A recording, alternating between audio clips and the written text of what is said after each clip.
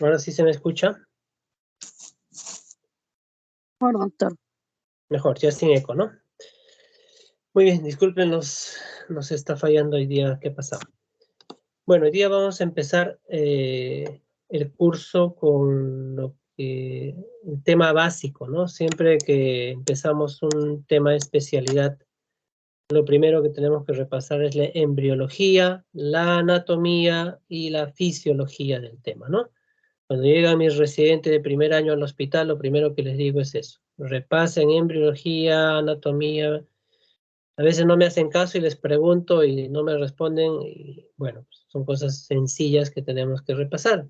Si no sé lo básico de mi especialidad, ¿qué pretendo aprender todo lo demás, ¿no? Lo mismo para ustedes, ¿no? Para aprender el curso tengo que entender esto que es básico. Recordemos anatomía también, recordarán la fisiología, y el resto es más sencillo de entender, ¿no? Entonces hoy día vamos a hacer eso, ¿no? Vamos a tratar de recordar, porque esto ya lo han llevado en otros años, la embriología del aparato reproductor femenino, ¿no?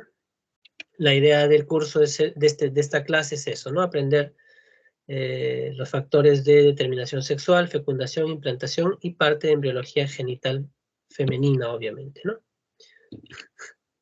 Esta diapositiva siempre lo presento es del doctor Roberto Palma. Él me enseñó cuando yo estaba en sexto año, así este tema, y el colega viajaba, bueno, ahora el colega viajaba a dar clases a Pucallpa y en uno de esos tuvo un accidente y falleció, ¿no? Y recuerdo siempre que él daba esta clase, pues, ¿no? Bueno, cuando hablamos de sexualidad, ¿sí? Escuchamos varias cosas, ¿no? Acerca de identidad de género, expresión de género, sexo biológico y atracción, ¿no? Todo lo demás, identidad, expresión y atracción, no es tema nuestro. Vamos a ver hoy día solamente el sexo biológico, lo que nos diferencia de hembra, macho, y obviamente intersexuales también, pero solamente eso. Todo lo demás, cómo me determino, cómo me identifico, qué me atrae, no me atrae, eso lo dejo para ustedes, ¿no? No nos interesa hoy día tocar ese tema. Y cuando hablamos de sexo biológico, es todo un tema, miren, no pasa todavía, ¿no? Está muy lento. En sus pantallas no pasa. A ver, vamos a esperar. Siguen viendo, ya, acá está. Cuando hablamos de sexo biológico, miren los factores que determinan el sexo de una persona, ¿no? Va desde genético, cromosómico, cromatínico, cariotípico, gonadal, de conductos, ¿no? Los genitales externos y los caracteres sexuales secundarios. Todo ello determina el sexo biológico. Miren, todos los factores. Lo demás no, ¿no? Y eso es lo que vamos a repasar rápidamente ahora. Cuando hablamos de sexo cromosomal, nos referimos a eso, ¿no? ¿Qué cromosomas tenemos cada uno de nosotros? Los varones tenemos cromosomas XY, que son determinados por un gen que tenemos nosotros, que se llama el SRY. Ahorita vamos a estudiar más de eso, ¿no? Que determina el sexo. Y las damas tienen cromosomas XX. Además, recordar que estos cromosomas pertenecen a grupos, ¿no? Al grupo G pertenece el cromosoma Y, son estos cromosomas pequeños, ¿sí? Que estamos viendo abajo, rodeado por este círculo azulito, y los cromosomas X son estos cromosomas del grupo C, los más larguitos, que están acá en medio, rodeados por este círculo rosado, si se puede ver, ¿no? Entonces, acá tengo, estos son los cromosomas del tipo X, ¿no? El grupo C, y estos de abajo, los azulitos del grupo Y, ¿no? Y ahí estamos el X y el Y. El cromosoma X es más grande, eso se sabe, ¿no? Y el cromosoma Y es más pequeño.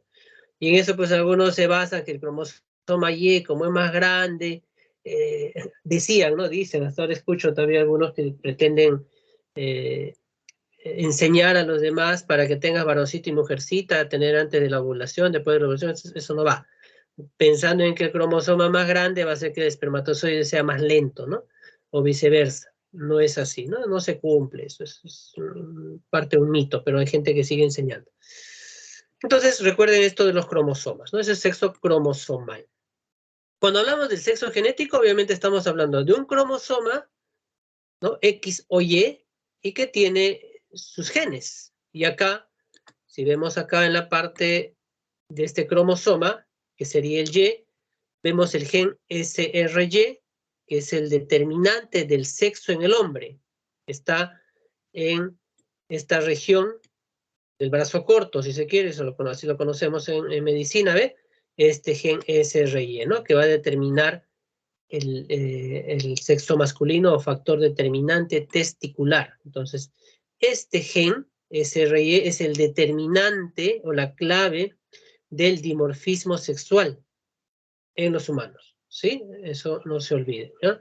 Entonces, miren, acá en un gráfico, para que recordemos otra vez cómo es el cromosoma Y más pequeño, el cromosoma X, que es más grande, y en el brazo corto está el gen determinante testicular. Acuérdense eso, por favor.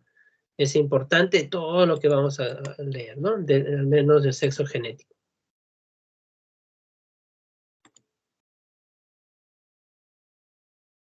Y siguiendo con el sexo genético, todo parte de la llamada cresta genital o cresta gonadal. No pasa creo todavía, ¿no? Está un poco lento mi internet. Para que todos, cuando hemos sido fetos, ahorita vamos a ver más adelante este desarrollo, en las primeras semanas, ojo, estamos hablando cuarta semana, todos tenemos una cresta genital que va a ser la gónada más adelante, y esta va a formarse por genes, WT1, SF1.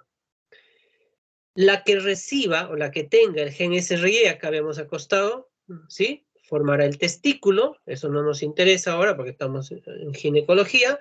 En cambio, la que determine o tenga los genes WNT4 y DAX1 participará en el desarrollo del ovario y no del testículo, con la subsiguiente formación de los conductos que darán la formación a los genitales internos y externos, ¿no? Eso, entonces recuerden esos genes. Acá en otro gráfico.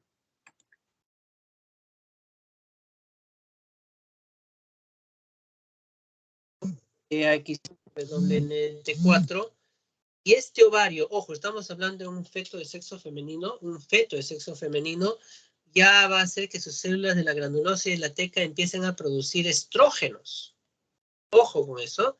Y miren, al formar estrógenos va a interferir, si se quiere, en el desarrollo de los genitales externos e internos femeninos, ¿no? A través de conductos de Müller, ¿no? Y en el varón, otro tema, va a actuar otros genes, básicamente el SRY, en el testículo futuro para formar otro tipo de hormonas para que se formen el testículo, valga la redundancia, y los genitales masculinos, ¿no?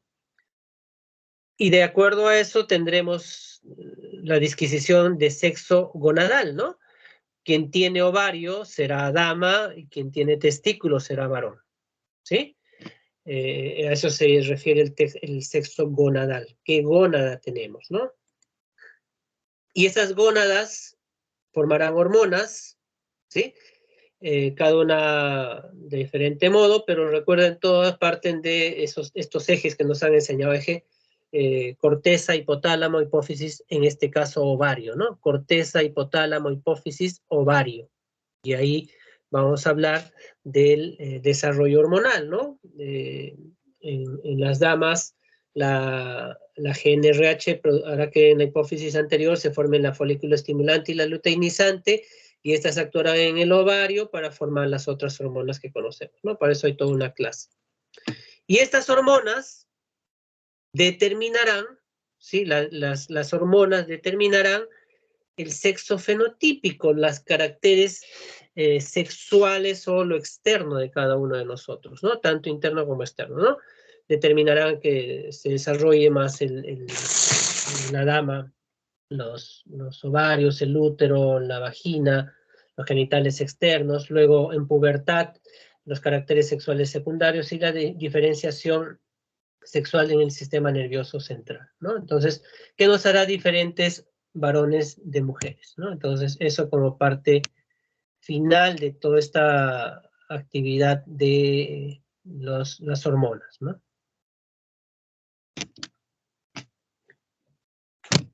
Para que nos formemos, tiene que haber una fecundación. Y para la fecundación hay dos células importantes, ¿no?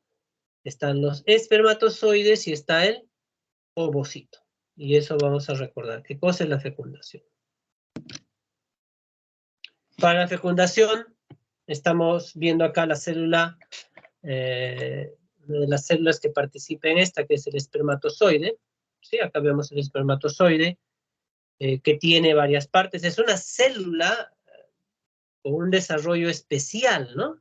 Es una célula con un desarrollo especial a la que le va a surgir, miren, un cuello, una pieza intermedia y una cola, ¿no? La cabeza se comprime tanto que comprime toda su información genética en la cabeza y además tiene un acrosoma con ciertas enzimas que ya vamos a ver más adelante que le permitirán establecer un ingreso adecuado a través de esas capas que tiene el ovocito y pueda penetrar el núcleo hacia el ovocito, ¿no? Entonces, miren la característica especial de esta célula, ¿no? Es una célula larga, tiene mitocondrias, tiene todo lo que conocemos, ¿no? Y en el acrosoma tiene varias enzimas, acá están algunas de ellas, ¿no? Hialuronidasa, neuraminidasa, fosfatasa ácida, acrosina.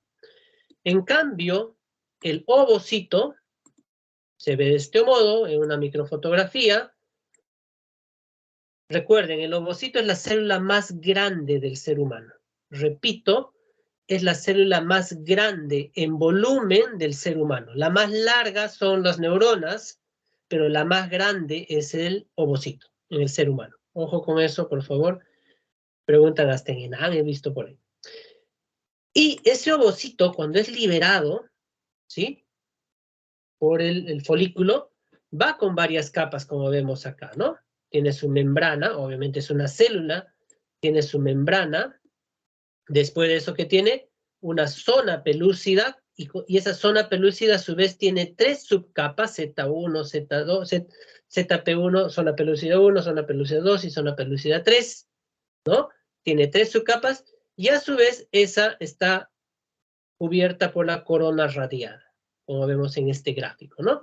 Entonces, miren, todas estas capas tienen que ser denudadas por la cabeza del espermatozoide que tiene estas enzimas que acabo de decir hace un rato, ¿no? Entonces, recuerden las características básicas de estas dos células. Para que se forme el ovocito, que es lo que nosotros más vamos a ver en mi curso, acá lo vamos a ver en grande, ya lo pueden ver en grande, recordemos que va a hacer sus divisiones meióticas. El ovocito primordial, el ovogonio, va a empezar a hacer sus divisiones meióticas. Se dice más o menos entre las 16 a 20 semanas, 18 a 20 semanas. Empieza a hacer la división meiótica. Empieza la división y en profase 1, ojo, empezando nada más la división meiótica, la meiosis 1, se queda en profase 1. ¿Sí? Se queda en profase 1, en diploteno. Hasta que nacen las chicas, perdón, y en pubertad, otra vez, por influjo hormonal, vuelve a dividirse, retoma su división, ¿no? Hace metafase, anafase, telofase, entra a meiosis 2, ¿sí? Ovocito secundario, y en meiosis 2 hace profase, hace metafase, y en metafase se queda. Repito, en la pubertad retoma la división celular que se quedó cuando eras feto, las chicas, 18 20 semanas, ahí nada más se queda, retoma su división y en la pubertad llega hasta metafase 2 de meiosis 2. Y ahí se quedan. Todos los ovocitos se quedan ahí. Solamente 400 ovocitos van a ser ovulados en toda la vida de una mujer. Recuerden, más o menos eso es el promedio, ¿no? Más o menos 400 ovocitos. Y esos 400 ovocitos van a ser ovulados ¿en qué fase? Metafase 2. No se olviden, por favor. Y de esos 400, solo completarán su división los que sean fertilizados. Si no tienes hijos, ninguno completará su división. Si tienes 10 hijos, solo 10 completarán su división meiótica. Porque en ese momento, en la fertilización, es que completa su segunda división meiótica. Ojo con eso, por favor. Es importante que recuerden eso, ¿no? Y otro dato importante también, tenemos ovocitos. Cuando son fetos, entre 18 y 20 semanas, se contabilizan los 5 a 7 millones, 6 millones en promedio. Cuando naces, miren, disminuye ostensiblemente de 2 a 4 millones. A la pubertad solo llega a 300.000 a 400.000. Y dije que solo iban a ser ovulados 400 en promedio. Esos datos son importantes a tener en cuenta. Acá estamos viendo una ovulación. Ahorita creo que todavía no pasa en ustedes. Acá estamos viendo una ovulación. Esta es una fotografía, ¿no? De una cirugía laparoscópica. Miren lo que estamos viendo. El folículo rompe alguna parte de la pared ovárica y a través del estigma, ¿sí? Elimina el huevito, el ovocito, con todas las capas que ahorita hemos dicho hace un rato, ¿no? Entonces, esto es una microfotografía.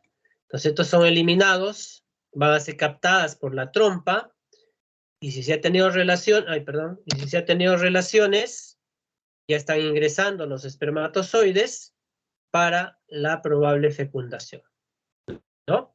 Pero acá hay un dato importante que les acabo de decir hace un rato, pero lo vamos a repetir porque lo tienen que tener bien grabado en su cerebro. Acá estamos viendo un folículo, vemos acá el folículo, ojalá que lo vean en grande, está demorando un poquito. Acá abajo vemos un gráfico de un folículo, ¿está bien? El folículo tiene externamente, ¿no? La teca externa, la teca interna, ¿no? La célula de la granulosa, y luego viene más adentro el cúmulos óforos. ¿Qué viene después? La corona radiada, más adentro la zona pelúcida y adentro está el ovocito. Este es un folículo de De Graaf, antes de la ovulación, que mide más o menos 2 centímetros. Ojo, un folículo antes de la ovulación mide 2 centímetros, es grandazo, es grandote. Entonces, cuando se ovula, solamente se libera, ¿qué cosa? Parte del cúmulo zoóforo, la corona radiada con su zona pelúcida y adentro el ovocito. Repito, esto que está enmarcado en este círculo rojo, eso es lo que se elimina junto con el ovocito.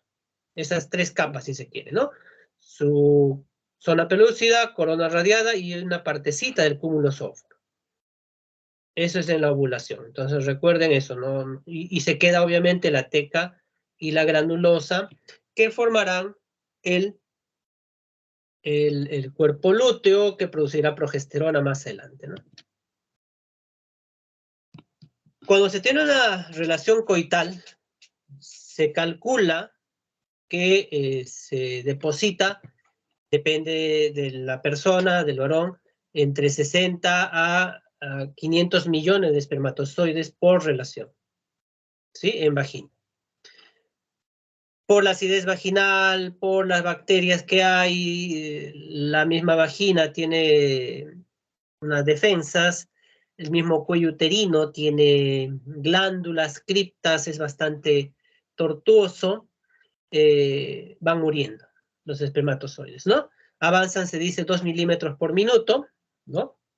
Y se habla también que la zona pelúcida, que es parte de esas capas que se liberó al ovular, libera una enzima llamada ZP2, que actuaría o activaría, ahora que hablan de activadores, activaría a los espermatozoides que vayan a ese lado, donde esté el ovocito, y se van a dirigir a ese lado, ¿no?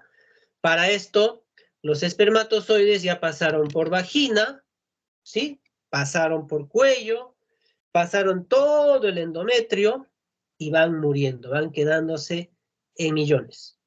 En millones. Y miren, solo llegan, perdón, en promedio entre 100 a 200 espermatozoides a donde esté el óvulo. Y este es un tamaño real, imagínense, ¿no? Es el óvulo, por eso decimos la célula más grande del ser humano es el ovocito. Es gigante a comparación de tantos espermatozoides que están ahí, ¿no? Y solo uno de ellos llegará a ingresar hacia el citoplasma de este ovocito. Y para esto tenemos entonces que recordar las fases de la fecundación, ¿no? Las fases de la fecundación. Y empezamos. Entonces, la primera fase, les decía, varias capas que cubrían, exceptuando el cúmulo zóforo, lo que le seguía era la corona radiada, ¿no? Son unas células. Si ustedes ven acá, lo voy a acercar para que podamos ver mejor. Vemos las células, mira, son unas células que están cubriendo a la zona pelúcida. ¿Estamos? Acá lo vemos en chiquito, ¿ya? Y los espermatozoides van llegando. Recuerden que adentro, ¿cómo se quedó? En metafase 2, recuerden, se quedó en metafase 2. Cuando ingrese la cabecita del espermatozoide, completará su división meiótica, la segunda división meiótica, no se olviden eso. Entonces, esa corona radiada tiene que ser destruida por estas enzimas que tiene el acrosoma, ¿no? Luego destruirá la zona pelúcida y recién llegará hacia la membrana citoplasmática. Entonces, para que se rompa la corona radiada, ese acrosoma libera la hialuronidasa. Es una enzima que separará estas células como estamos viendo aquí en el gráfico. Recuerden, hialuronidasa. Luego llega la zona pelúcida, ¿no? Entonces viene la segunda fase, penetración de la zona pelúcida con la reacción acrosómica. En esta zona pelúcida ya va a haber una enzima que tiene justamente ese nombre, ZP3, ¿no? ZP3, y liberará acrosina para producir la reacción acrosomal, para que trate de romper esta zona pelúcida. Entonces ya vamos viendo que va tratando de ingresar ese espermatozoide a través de su cabecita. Una vez que logrado romper la corona radiada, la zona pelúcida que viene, como cada uno tiene membranas, esas dos membranas se van a fusionar. Acá vemos abajo, en el gráfico de abajo, que las membranas se fusionan, ¿no? Va a haber un cono de fecundación. Si vemos acá en el gráfico de abajo, voy a hacerlo en grande para que puedan ver los que están viendo en una pantalla pequeñita. Ahí estamos. Ya se dio la reacción acrosomal, penetró la zona pelúcida y miren, se da esta especie de conito que se une a la membrana citoplasmática del ovocito. Es gigantesco, como vemos acá, ¿no? Es un proceso acrosomal, como quieran llevar. Y se fusionan las dos membranas. Miren, acá ya se dio la fusión de las dos membranas, en el número 4 que estamos viendo. ¿Y qué va a ingresar? Solamente el pronúcleo del espermatozoide. El pronúcleo. Ingresa el pronúcleo, ¿sí? Y en ese interín de esa fusión y el ingreso del pronúcleo, estas gránulos corticales que vemos acá como unos granitos rosados que están por dentro del citoplasma, que tienen unas enzimas, se empiezan a fusionar a la membrana, ¿sí? Y producen lo que llamamos la reacción cortical. Eso va a impedir que otro espermatozoide ingrese, porque al chocar nada más la cabeza con estas enzimas que van a formarse ahora así como una especie de membrana rosada que vemos acá, el espermatozoide simplemente va a ser eliminado, ¿ya? Entonces, al dársele a la reacción de corteza, la reacción de unión de las dos corticales, va a darse la llamada reacción de zona, o llamada reacción cortical, en la que se evitará la poliespermia, ¿no? La poliespermia. Y luego ya penetra en la membrana celular el pronúcleo masculino. Estando adentro los pronúcleos, ¿qué va a suceder? Van a completar su división, en este caso la del sexo femenino, el ovocito completa su segunda división meiótica, ¿ya? Y adentro empezará la fusión de los núcleos. Primero se formaron los pronúcleos y se unirán los pronúcleos. ¿sí? Se van a empezar a unir los pronúcleos. Esa unión que vemos acá abajo en un gráfico, voy a acercarlo para que puedan verlo mejor. Esta unión de pronúcleos, porque cada núcleo tiene su pequeña envoltura, ¿no? Se desintegra y se unen los cromosomas. Esto se llama singamia. ¿Ya? Y cuando los cromosomas se alinean en el ecuador de la célula, ¿no? Se va a llamar anfimixis. Entonces no se confundan eso, por favor. El núcleo se llama singamia y al alinearse en el ecuador se llama anfimixis. ¿Ya?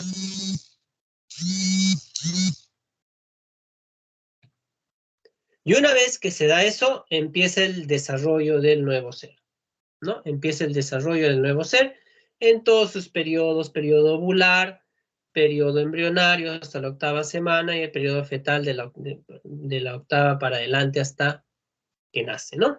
¿Ya? Entonces tenemos esos periodos grandes del desarrollo de un ser humano. Y en el periodo embrionario, que es menos de 8 semanas, está obviamente las primeras 2 semanas es periodo ovular, está estas fases, ¿no? Estas 2 primeras que son la segmentación y la gastrulación, esas están las 2 primeras semanas. Es la división mitótica, la segmentación, una vez que se unen los 2 pronúcleos y empieza esta división, la división es geométrica, ¿no? 2, 4, 8, 16, 32 y seguimos así, ¿no? Pero son células cada vez más chiquititas. Se formó de una sola célula, pero la división por dentro son en células más chiquititas, no es que vayan creciendo, no. Todo va adentro, la división va adentro, ¿no? Y ya en ese interín se va a formar, van formándose las capas embrionarias, las 3 primeras semanas, eso se llama gastrulación, y de esas capas embrionarias se formarán todos los órganos y tejidos en el ser humano, y eso se llama la organogénesis, ¿no? Que vamos a repasar rápidamente. Entonces, una vez que se produce la fecundación que dijimos, se va a producir la división celular en 2, luego en 4, luego en 8, y así sucesivamente, ¿no? Entonces, cada celulita se llama blastómera. Ojo, cada celulita interna se llama blastómera. Entonces decía, son divisiones geométricas. 2, 4, 8, 16, 32, 64 y así sucesivamente, ¿no?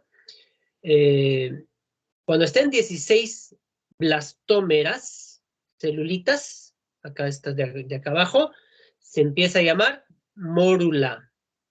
Repito, cuando tiene 16 blastómeras o celulitas, cada vez más chiquitas, si se dan cuenta, es cada vez más chiquitas una de la otra.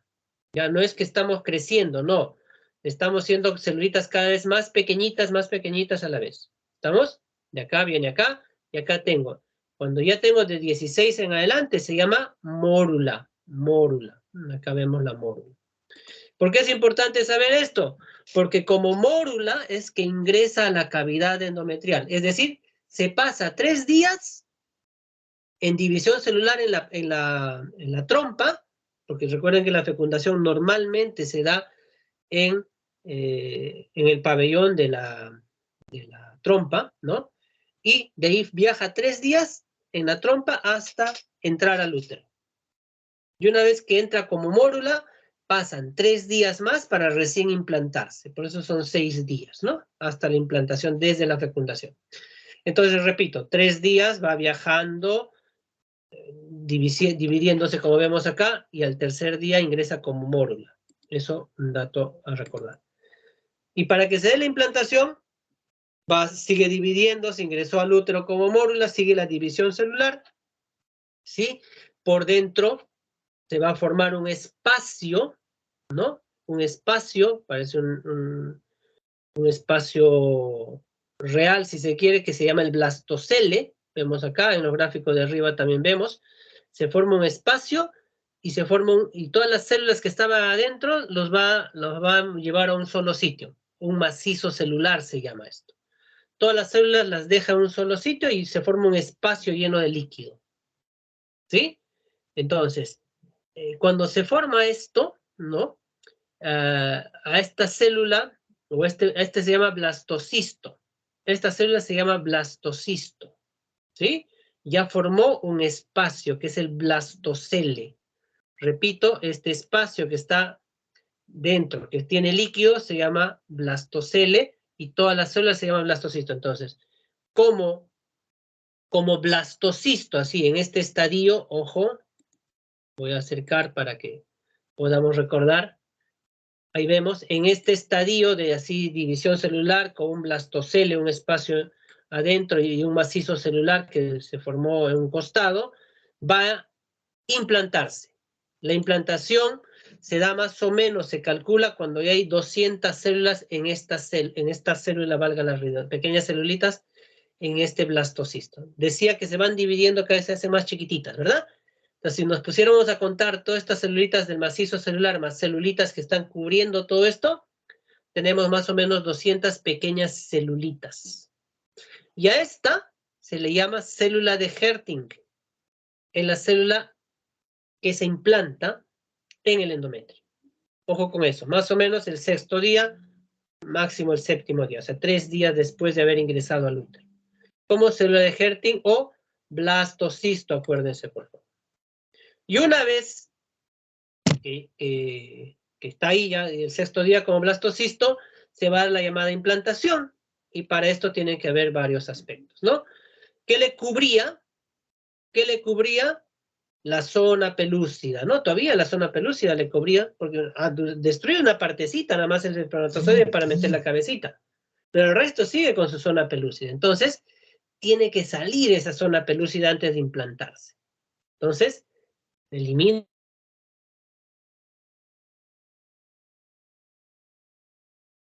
la zona pelúcida, ¿no? Luego se adhiere a través de pinópodos y otras cosas que vamos a revisar ahorita, y luego invade para ya empezar con el proceso de implantación, ¿no? Y empezamos, ¿no? Acá es un resumen de esto, ¿no?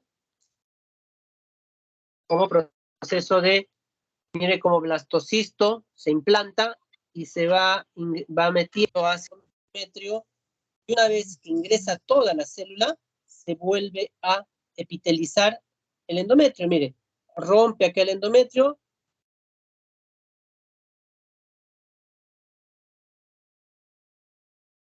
¿No?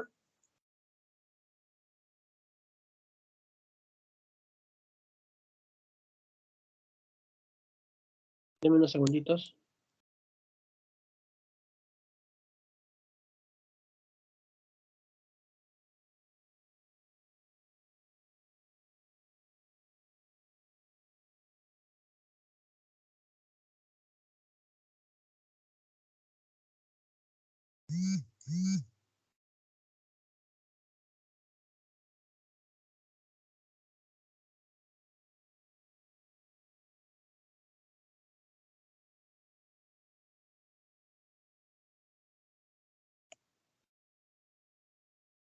Doctor, no se le escucha. Un ratito.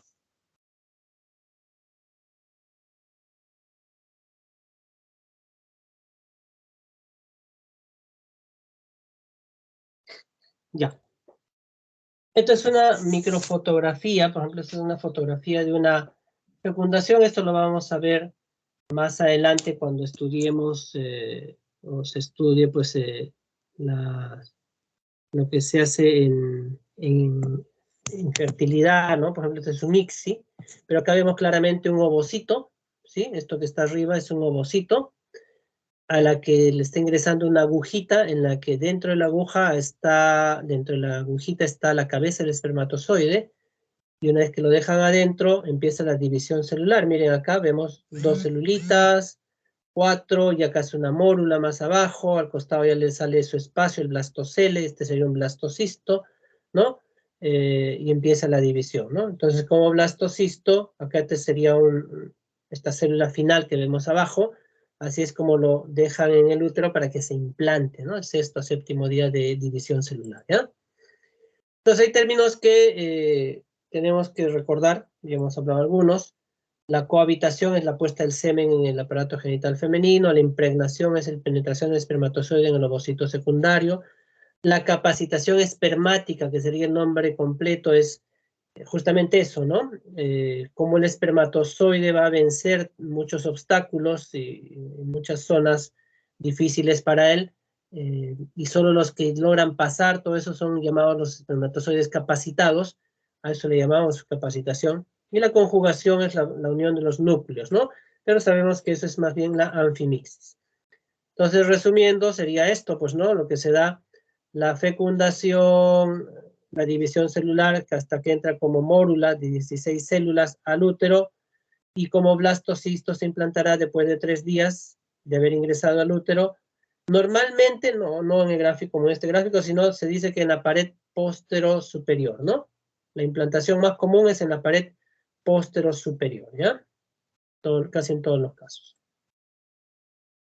Y una vez que estamos en este proceso de implantación, ¿qué es lo que va a estar dándose en esta célula? Miren, vemos acá, ya se formó, en ese macizo celular, ya se formó esa primera semana, esos primeros días nomás, una primera capa, ¿no? Una primera capa, perdón, acá vamos a verla acá. Una primera capa que sería el ectodermo, ¿no? Se formó una cavidad, ¿no? Se forma otra cavidad también en ese macizo celular, ¿no? Ya tendríamos 2 capas. Este sería el saco vitelino, la que está, es la más grande, y la cavidad amniótica, la que está arriba, ¿no? Voy a tratar de ponerlo más en un gráfico mayor para acercarlo. ¿No? La vesícula vitelina y la cavidad amniótica. Entonces tenemos como que hay 2 cavidades entre estas dos tejidos, ¿no? O 2 placas celulares, ¿no? Y mientras tanto, el trofoblasto que estaba cubriendo esto va ingresando hacia el endometrio. El sincicio trofoblasto va ingresando y el citotrofoblasto es parte de la formación de, antes de que se forme la placenta, ¿no?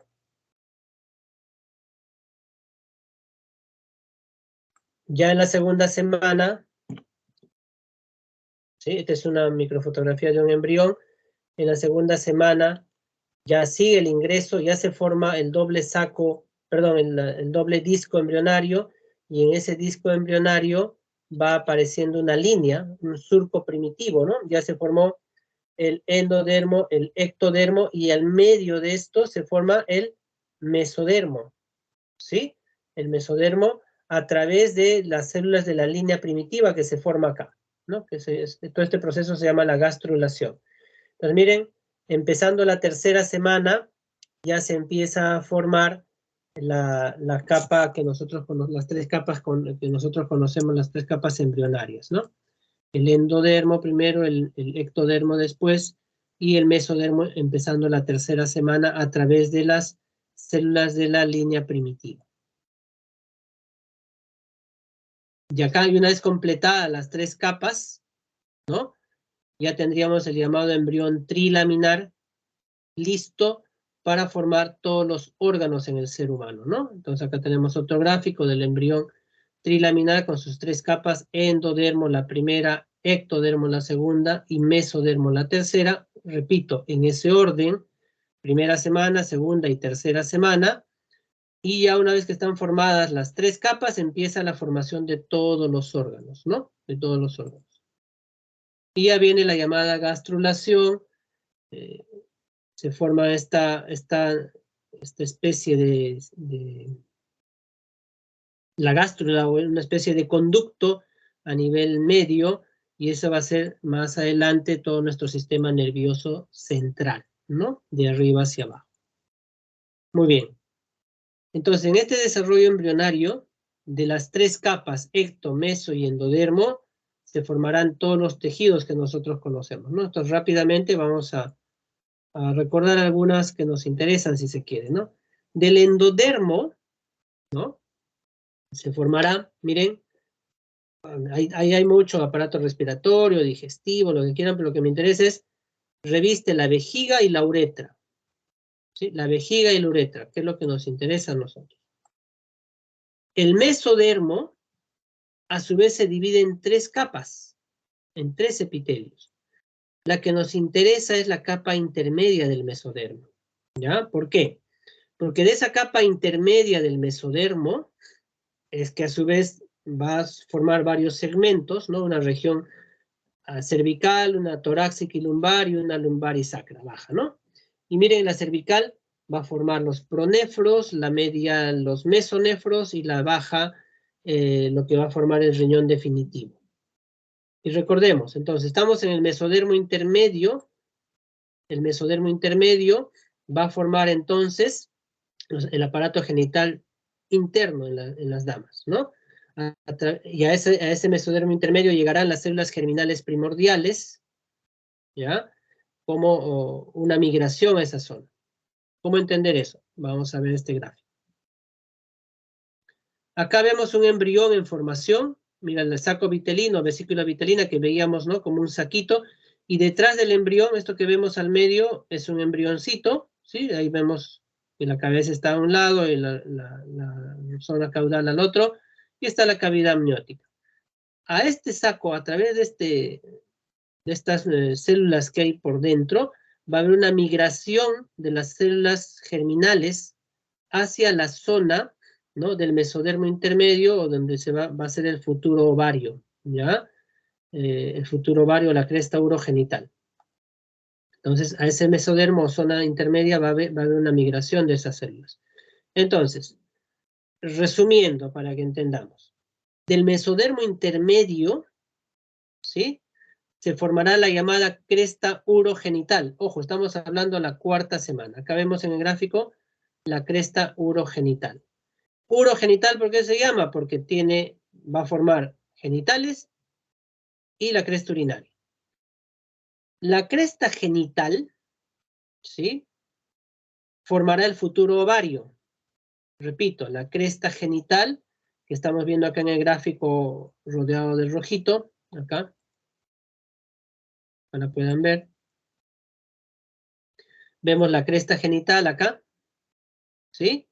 Y a esta cresta genital, miren, vemos unas celulitas que están como puntitos negros que están migrando a esta cresta genital. Estas son las células germinales. Están migrando a esta cresta genital que va a ser el futuro ovario en las damas. Y eso se está dando la 4ª, 5ª, 6ª semana. En cambio, de la cresta urinaria, ojo con esto, se formarán 3 conductos. Repito, de la cresta urinaria se formarán tres conductos, los pronefros, metanefros y los mesonefros. Y del mesonefro, 3 conductos a su vez. El de Wolf, el de Müller y los túbulos mesonefros. Ojo con esto, por favor, esto sí es quizá la parte más importante de esto, no se vayan a confundir, muchos se confunden. Repetimos. Entonces, de la cresta urogenital se formarán 2 crestas, la genital y la urinaria. De la genital el ovario. De la cresta urinaria, ojo, no se vayan a llevar por el nombre, porque una idea urinaria, ¿qué tiene que ver con los conductos? Tiene todo que ver, miren. La cresta urinaria a su vez forma un epitelio que se llama el mesonefro, y ese mesonefro formará el conducto mesonéfrico, paramesonéfrico y los túbulos mesonéfricos. Para ustedes, Wolf, Müller y los túbulos mesonéfricos, que sabemos que forman los conductos genitales, ¿no? Entonces, tanto en el hombre como en la mujer. Pero miren, deriva de la cresta urinaria, así es el nombre, ni modo, no se vayan a confundir. Aquí en otro gráfico para ver la migración de las células primordiales, ¿no? a esa zona del futuro ovario, ¿no? Este es el resumen para que lo revisen después. Y ya de esos conductos, como sabemos, ¿no? De tanto el paramesonéfrico como del mesonéfrico, se formarán los genitales internos femeninos y o masculinos, ¿no? Del Müller se formarán los femeninos, trompa, útero, cuello y tercio superior de vagina, y del otro de Wolf, otros conductos, ¿no? A su vez, también existen primordios, ¿no? en la parte externa de la vagina, dos primordios muy importantes, ¿no? En las damas, la glándula de Skene, que son las parauretrales que están al costadito de la uretra, lubrican esa zona, y más abajo, a nivel de la horquilla vulvar, las glándulas de Bartolino, ¿no? En las mujeres, las glándulas de Bartolino en las mujeres. Muy bien, entonces ya terminado todo este proceso, al final de esos conductos se formará la trompa, el útero, cuello y tercio superior de vagina. Y del otro conducto, ¿no? Se formará el ovario, ¿no? El ovario.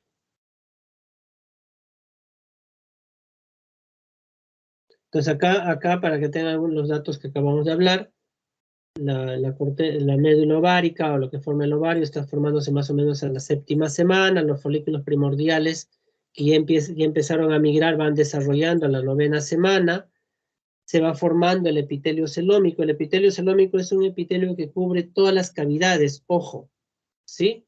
Cubre todas las cavidades. ¿Cómo es eso, doctor? Cubre el tórax y cubre el abdomen. El tórax tiene pleura, tiene pericardio, que sería derivado del epitelio celómico. El abdomen que tiene peritoneo visceral y parietal, que sería derivado del epitelio celómico.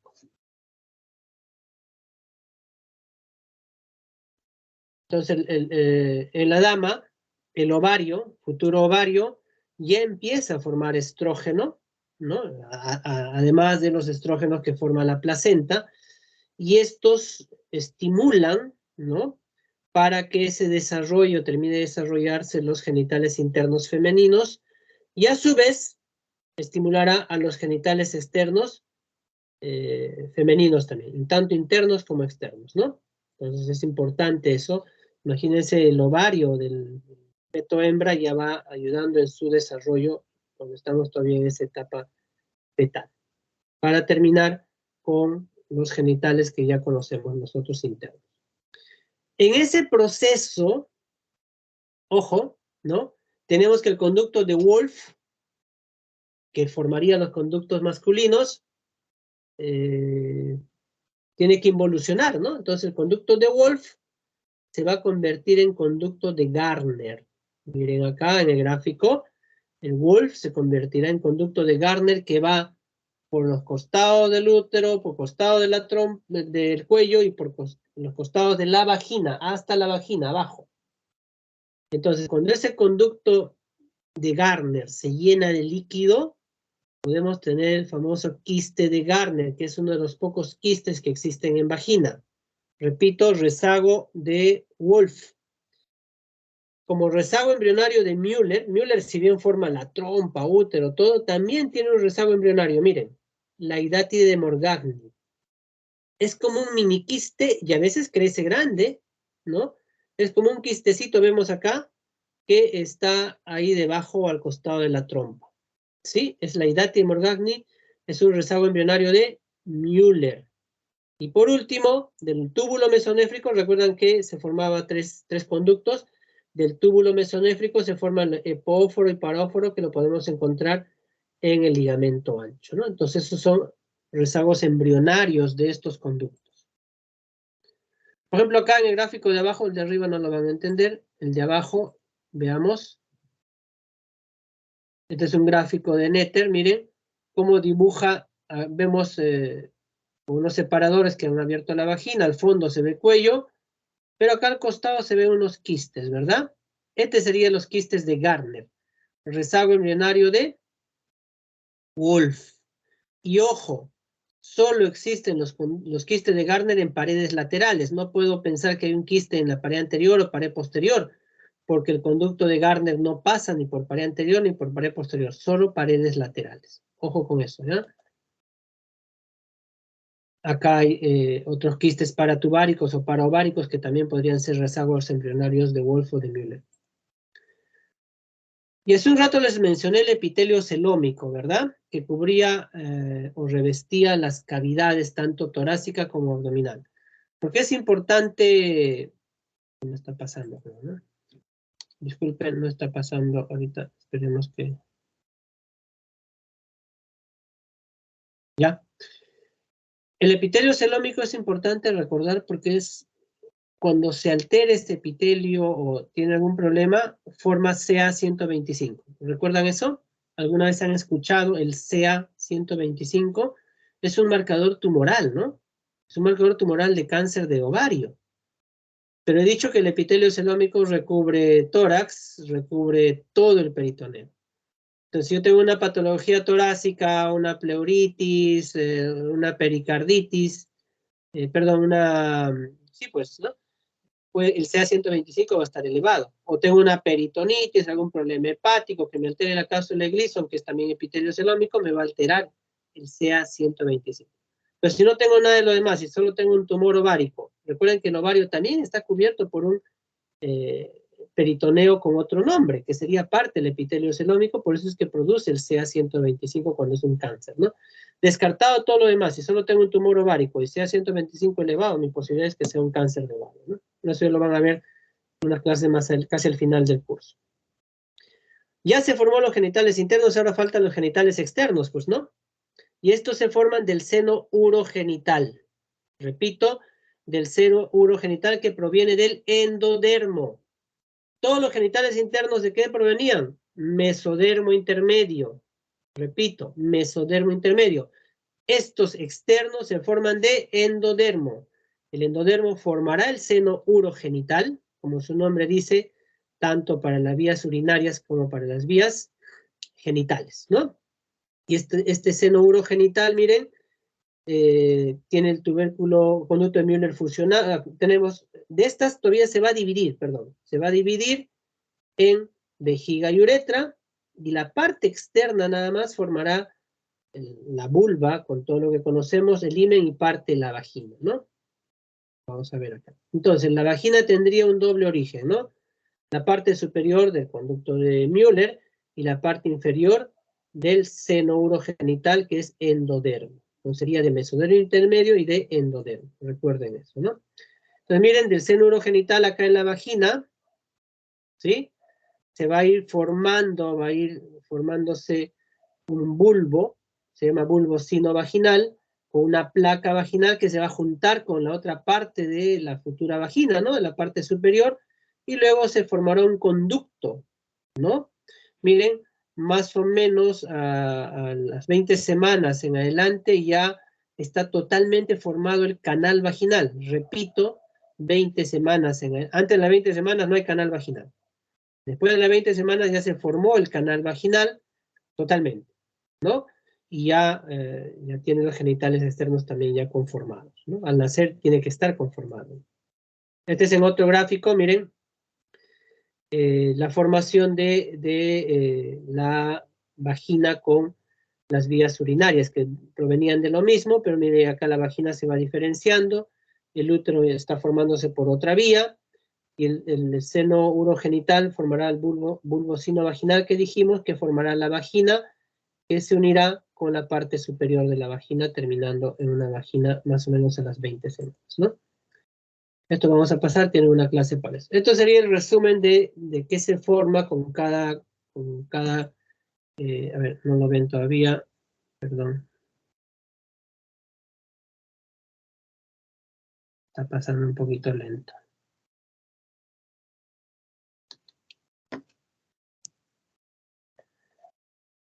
Ya, acá vemos un gráfico, si se quiere, en el que observamos de qué estructura se forma cada cosa, cada parte de los genitales en la dama, ¿no? Está el varón y la mujer, lo que me interesa a mí es la mujer, ¿no?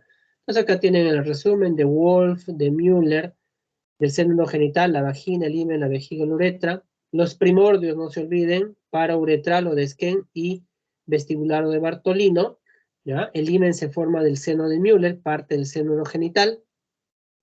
Rezago embrionario de Wolf, ya dijimos, básicamente conducto de Gardner para recordar. Y el gubernaculum, recuerden, si bien no lo he mencionado, porque es más para tema de varón, recuerden, el gubernaculum es una especie de conducto que va a jalar los testículos que inicialmente están en la zona renal, cerca del riñón, lo va a jalar y lo va a llevar hasta la bolsa escrotal, ¿no? el gubernáculo. Por eso el gubernáculo testis se formará de esto. Y en la mujer quedará como rezago embrionario nada más, pues, ¿no? Ligamento uterovárico y ligamento redondo, ¿sí? Como rezago embrionario. Las anomalías o disrafias tienen una clase de esto, así que no me voy a detener en esto. Recuerden, hay varios tipos de anomalías, no se formó, no se juntaron de manera adecuada los conductos, no se separaron de manera adecuada y de acuerdo a eso tenemos una variante de disrafias, ¿no? Vagina doble, útero doble, tabicados y sigue la lista, ¿no? Entonces un bidelfo, por ejemplo, son dos úteros, dos cuellos, dos vaginas, ¿sí? Lo he visto algunas veces, eso sí se da. Puede embarazarse incluso, ¿no? Entonces, acá hay otras variantes de otros, ¿no? Bicornes, septados, o un solo cuerno. Entonces, eso lo van a ver más adelante. Acá hay una foto de un útero, ¿no? Con dos cuernos. Y muy bien, para terminar, los genitales externos, que ya hemos dicho, hemos estado hablando de cómo se formó la vagina con el himen, ahora falta la parte externa de la vulva, ¿no? En la que tenemos pues el clítoris, la vagina propiamente dicha, ¿no? El ingreso de la vulva, labio mayor y labio menor, nos faltaría hablar de eso, ¿no? Entonces eso igual se va a formar de la llamada cloaca inicialmente. La cloaca es, si hablamos en términos normales, es la parte final o donde se elimina todo. De la cloaca va a tener sus porciones, ¿no?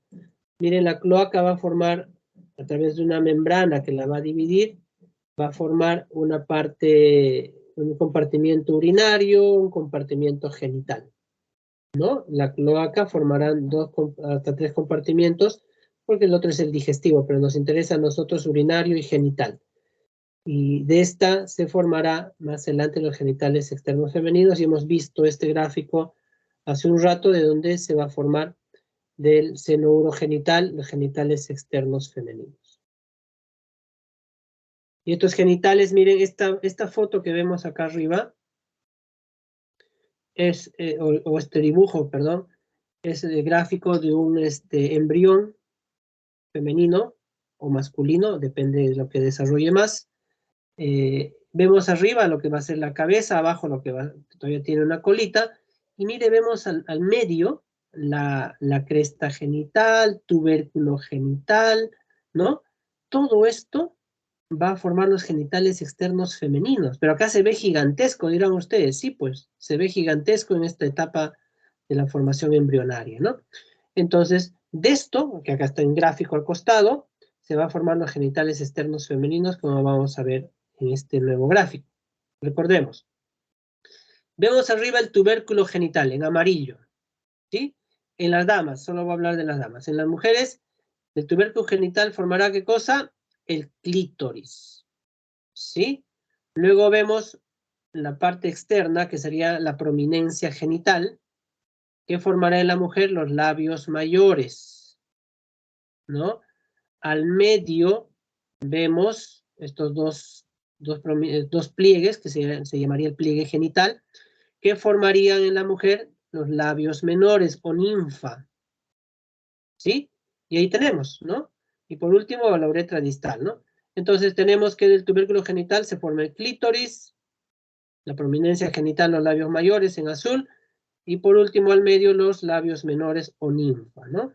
De los pliegues genitales. Y acá está lo mismo para que recuerden y puedan estudiar, ¿no? De qué estructura deriva cada uno de ellos.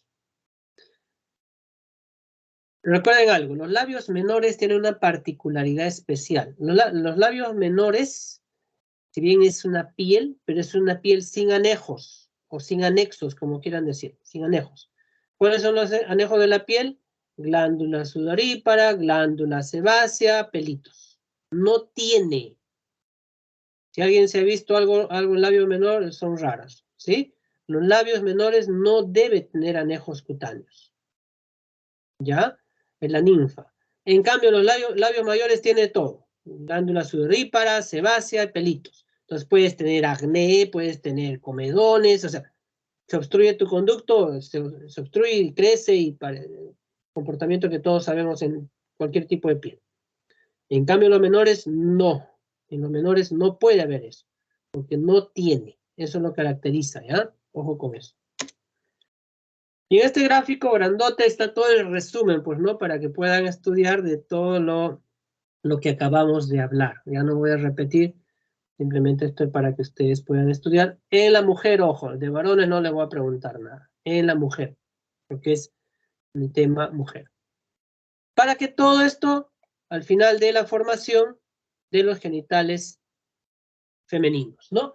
Ojo, hay una relación en todo lo que hemos estado hablando, directa, si se quiere, de genitales con las vías urinarias o el aparato urinario, por lo menos el que está ahí con la vejiga, ¿no? De la misma vía o conducto se forman la uretra y la vejiga. Entonces, ¿por qué es importante recordar esto? Es que derivan embriológicamente lo mismo, porque cuando se llega al climaterio, chicas,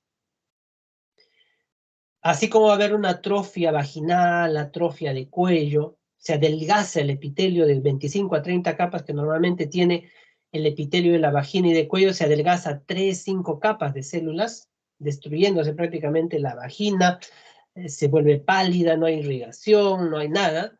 Lo mismo pasa con la uretra y la vejiga en las mujeres que ya dejan de menstruar, porque tiene también influjo, o sea, está engrosado por influjo hormonal también, porque derivan de lo mismo. Entonces, igual, la uretra, imagínense que tenía 30 capitas, se va a adelgazar tanto que hace atrofia, y las mujeres de 55 para adelante o 50 adelante, a cada rato van al médico, se hacen urocultivos pensando que tienen algún problema urinario, porque tienen disuria, polaquiuria, tenesmo, y no es infección urinaria. ¿Qué es?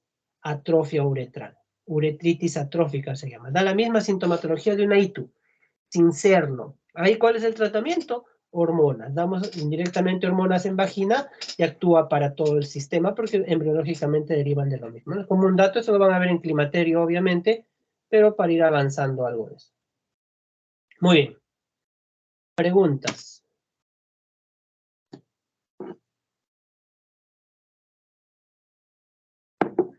Doctor, yo tengo una pregunta. Diga. Bueno, pues, sobre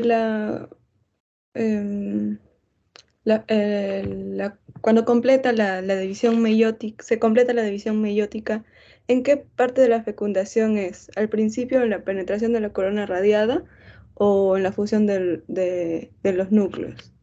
No, ahí antes de la fusión de los núcleos, cuando se está dando la fusión de los núcleos. En Cuando la ya corona radiada. se juntan los dos pronúcleos, van a juntarse los pronúcleos. Ahí incluso en el gráfico como que les puse, ¿no? Se forman los pronúcleos, ¿no? Y en esa formación de los pronúcleos completa su división, ya antes de la fusión, ¿no? Porque ya para la fusión, o sea, la anfimixis, que sería ya esta unión de ya los cromosomas, ya tiene que estar completada su división, ¿no? Ok, gracias.